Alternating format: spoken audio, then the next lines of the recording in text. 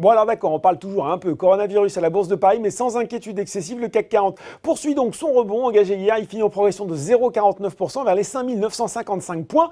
On n'a pas pris trop de risques non plus, alors qu'on attend ce soir la décision de politique monétaire de la Fed, même si on table sur un statu quo, et également des résultats d'entreprises importants aux États-Unis, dont ceux de Microsoft, Facebook ou Tesla après la clôture de Wall Street. Tesla dont le cours a, faut-il le rappeler, explosé de 140% sur les 6 derniers mois.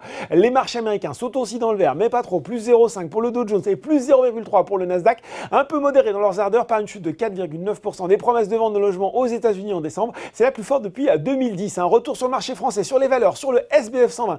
Ipsen poursuit son rebond devant Verallia qui signe sa 5e séance de hausse consécutive, grimpant de près de 10% sur la période. Safran aussi avait mis la post-combustion. Le groupe aéronautique est influencé positivement par les résultats de General Electric qui flambe d'ailleurs sur le SRD, plus 11,9%. L'américain et le français, faut-il le rappeler, sont partenaires à égalité dans le groupe Engine Alliance qui développe les moteurs LEAP équipant notamment la 320 Neo, le 737 MAX, dont Boeing estime qu'il pourrait revoler au cours du premier semestre. Ça va bien aussi pour Ingenico, et puis sur le SRD, encore une biotech qui prend plus de 10% aujourd'hui, c'est AB Science, plus 15,42% côté baisse.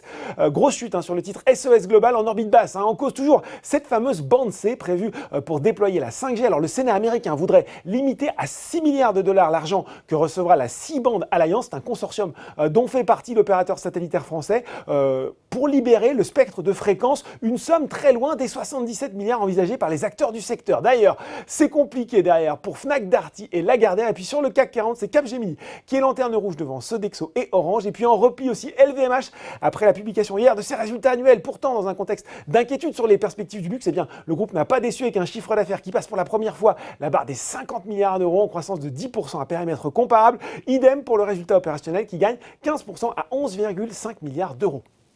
Voilà, c'est tout pour ce soir. En attendant, n'oubliez pas, tout le reste de l'actu éco et finance est sur Boursorama.